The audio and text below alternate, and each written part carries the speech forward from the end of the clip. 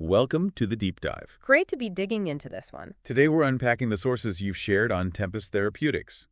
That's ticker TPST. Yeah, quite a bit of material here. Articles, research notes, all painting a picture of a company at, well, a really critical juncture. Absolutely. So our mission today is to sift through all this, pull out the key insights, and help you get up to speed on Tempest, particularly if you're trying to understand its potential right now, maybe as an investment. And what really jumps out is this balance. You know, on one hand, really promising science. On the other, some pretty significant financial pressures. That dynamic seems to be driving everything. It really does. And the very latest news we have here from June 2025 kind of underscores that potential value. Tempest just got the EMA orphan drug designation for amezalpat. That's their lead drug candidate, Yeah. for liver cancer. And that's the European Medicines Agency giving that tag. Right, and this comes after they already had similar FDA designations here in the U.S. Getting that EMA one is important, though. It signals that regulators in Europe also see a high unmet need.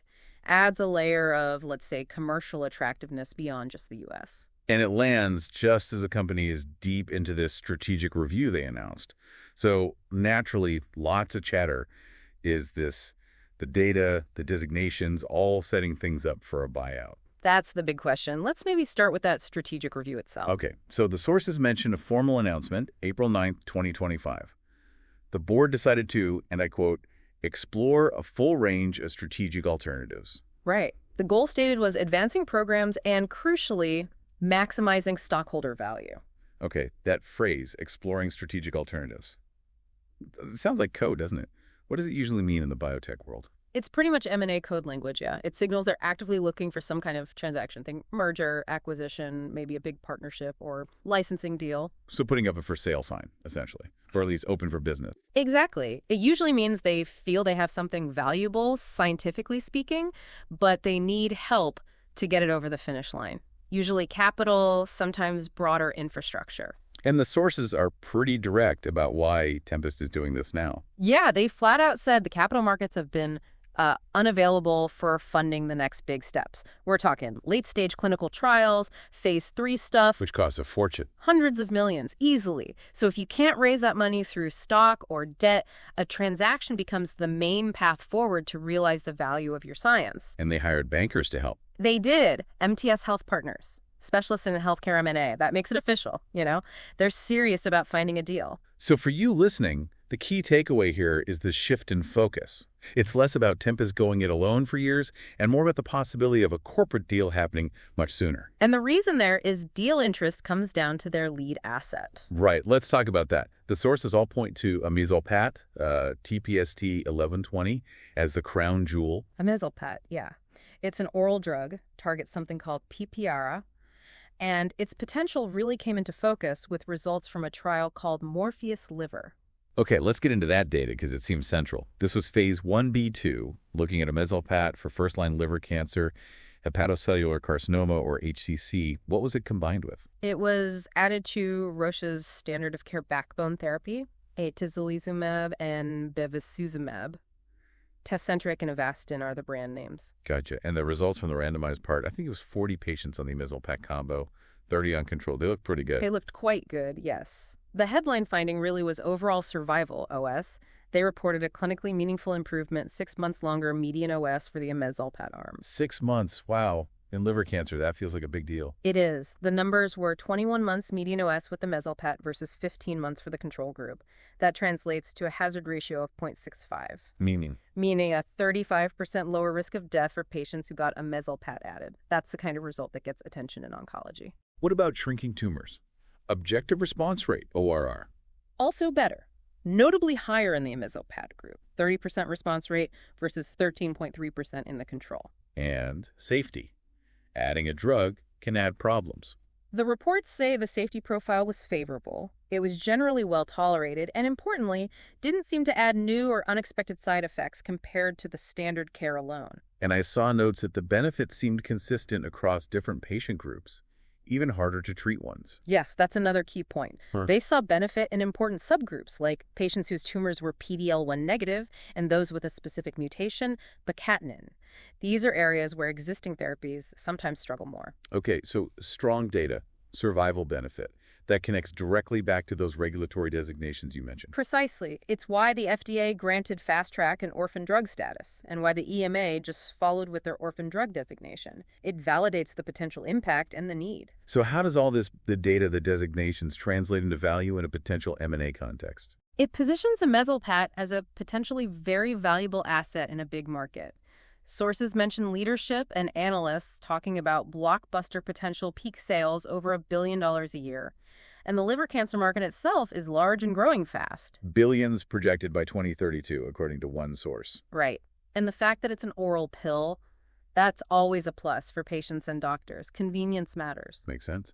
What about the mechanism? How does it actually work with the immunotherapy? So it targets PPRA. Recent data, I think from ACR 2025, suggests it works partly by changing the tumor microenvironment, reducing suppressive immune cells like M2 macrophages and tregs. Okay, so it helps take the brakes off the immune system. That seems to be the idea. It primes the environment for the immunotherapy, like Tecentriq, to work better. Beyond the science, what other moves has Tempest made that signal they're preparing for a deal? Well, there's the executive transition. The CEO, CMO, and CFO moved to consulting roles. That was effective June 5th, just recently. That sounds like leaving, but the sources explain it differently. Yeah, it's actually a pretty standard move in these situations. They're kept on as consultants to help with due diligence negotiations, provide that continuity. And importantly, their agreements often have equity acceleration tied to a change of control. So if a deal happens, their stock vests immediately. That's typically how it works. It aligns everyone's interest towards getting a deal done. The CEO, Stephen Brady, is still listed as the principal executive officer during this time. They also made significant cuts to save money. A very large workforce reduction, yes. Around 80% by the end of April 2025. That's purely about consuming cash, extending the runway while this strategic review plays out. And this poison pill thing, a stockholder rights plan. Right. Adopted in 2023, then extended. It's a defensive measure. Makes it really hard and expensive for anyone to just buy up a controlling stake on the open market without negotiating with the board first. How does it stop them? If someone crosses a trigger threshold like 10% or 15% ownership, it lets all other shareholders buy shares at a massive discount. This massively dilutes the hostile bidder's stake. It forces potential acquirers to come to the table and negotiate a price the board feels is fair, reflecting a control premium. So the board is trying to ensure they get the best possible price, despite the financial pressure. That's the goal. And it helps that the leadership team actually has experience with M&A. Right. The sources mention CEO Stephen Brady's track record. Immune Design sold to Merck. Proteolix to Onyx. Having a CEO who successfully navigated these exits before adds credibility. It suggests they know the playbook. The CFO, Nicholas Maestas, also has M&A background from Immune Design. Okay, let's pivot to that financial pressure you mentioned. The sources call it significant financial headwinds. Just how tight are things? This is really the crux of the urgency. As of March 31st, 2025, they reported $21.5 million in cash and equivalents. Okay, and the burn rate? How fast are they spending? The Q1 net loss was around $10.9 million. Looking at their cash flow, the estimate is they're burning roughly $10 million in operating cash per quarter. $21.5 million cash, burning $10 million a quarter. That's not a lot of time. It's extremely tight, potentially just 2 quarters of runway from the end of Q1. This is why the strategic review isn't just an option, it's likely a necessity.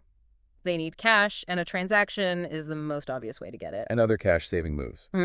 Besides the layoffs. They paid back some debt, $3.5 million in April, reduces ongoing interest payments, helps stretch the cash a bit further. Every little bit helps buy time for a deal. They also did that reverse stock split, 1-for-13 in April. Why do companies do that? Often it's to boost the share price above minimum thresholds for a NASDAQ listing, or maybe to make it look more appealing to institutional investors who have price minimums.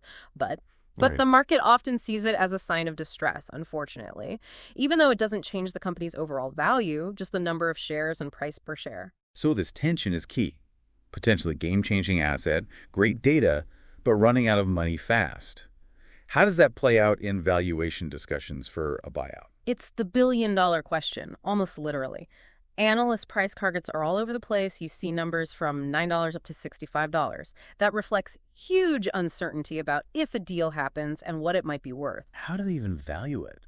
Analysts use models like discounted cash flow, looking at amezalpat's future potential. They look at comparable deals. But Tempest's specific financial situation absolutely plays a role. It potentially weakens their negotiating leverage. A buyer might try to get a discount because they know Tempest needs the deal. That's the risk. A buyer always prefers to buy when the seller is under pressure, so the final price might be lower than it would be if Tempest had a stronger balance sheet, even with the same great science. The structure of the deal might also reflect this. Okay, amezalpat is clearly the main story.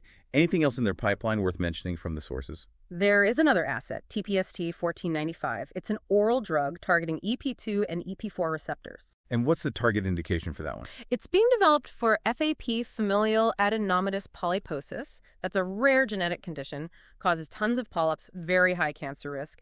And crucially, there are no approved drugs right now to prevent those polyps. Another unmet need. What's notable about its development? This is actually pretty cool. It got FDA orphan drug designation for FAP back in April 2025, and the FDA gave the green light for a phase 2 trial. But here's the kicker. Yeah. That phase 2 trial, it's being run and paid for by the National Cancer Institute, the NCI, through a specific network they have.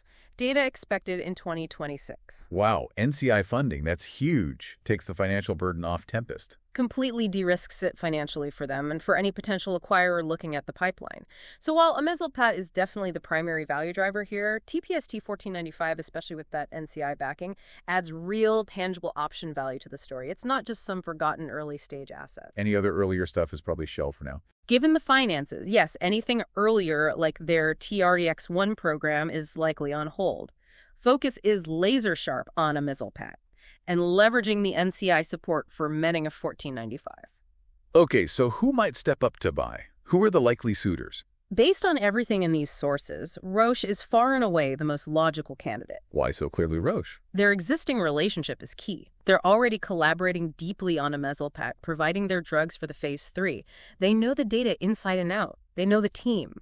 That reduces their risk dramatically compared to anyone else doing due diligence from the outside. And it fits their portfolio. Perfectly. Roche is a leader in oncology, a leader in liver cancer with Tecentriq Avastin. Adding amezalpat would strengthen their franchise. Any other possibilities mentioned? Well, you can never rule out other big pharma active in oncology or liver disease. Gilead's comes up, they just bought CymaBay. AstraZeneca is always acquisitive in cancer. Maybe Merck, BMS, Izay, Bayer, companies active in HEC, but Roche just seems to have a massive head start due to the existing ties. And is a full buyout more likely than just a partnership? Given the financial crunch and the goal to maximize stockholder value, a full sale, either the whole company or maybe just the amezalpat asset, seems more probable. A partnership might be too complex and might not solve the immediate broader funding needs. Could we see something like CVRs, contingent value rights? Oh, yeah. Definitely possible. CVRs are common in biotech deals. They could give former Tempest shareholders extra payments later if, say, amezalpat hits certain sales milestones, or maybe if TPST 1495 achieves success down the road. It helps bridge the valuation gap between what a buyer wants to pay now and the potential future upside. Good. Compelling story. Strategic moves, logical buyers. What are the big flashing warning signs, the key risks for someone following this? Risk number 1, 2, and 3 is the financial instability, that short cash runway. If a deal doesn't happen relatively soon, the standalone options are grim. Massive dilution from financing maybe, or worse, shutting down. It's the absolute key risk. And the science isn't a guaranteed win yet, right? Never is. Phase 2 data was great, but phase 3 is the real test. Larger population, longer follow-up. Results need to hold up. That's always a major hurdle. And regulatory approval isn't a slam dunk, even with the designations. Any other clouds? Well, the HCC field is competitive. Things change. And, while the sources frame the exec changes and layoffs strategically, some observers might see it differently. Instability? Maybe. The reverse split also carries that perception risk. Okay, so let's try to summarize this deep dive based on your sources. Tempest Therapeutics is really at a crossroads. Definitely. They hold a very promising card in amezalpat with impressive phase 2 liver cancer data and key regulatory nods from both the FDA and EMA. Plus that interesting secondary asset, TPST 1495, now funded by the NCI. Right, but they're facing an urgent need for cash. That's forced them into this formal strategic review, actively looking for a transaction, most likely a sale. The amezalpat data makes them an attractive target, particularly for their existing partner, Roche. The leadership has M&A experience. But that financial clock is ticking loudly, and that inevitably shapes the negotiations and the potential outcomes. It's this balance, great science versus financial necessity, that defines Tempest's situation right now. So, for you, the listener, understanding both sides of that coin, the potential in the clinic and the pressure on the balance sheet, is crucial to making sense of what might happen next. Exactly. Which brings us to a final thought to leave you with. When you see a company with clinical data that looks genuinely exciting, potentially practice-changing like amezalpat's, but they're simultaneously so cash-strapped they can't fund the critical next steps themselves, how much does that financial distress realistically discount the inherent value of that science in today's market? Can a formal M&A process, even with experienced leaders and advisors, truly overcome that pressure to deliver maximum value, or is some compromise almost unavoidable? Something to think about.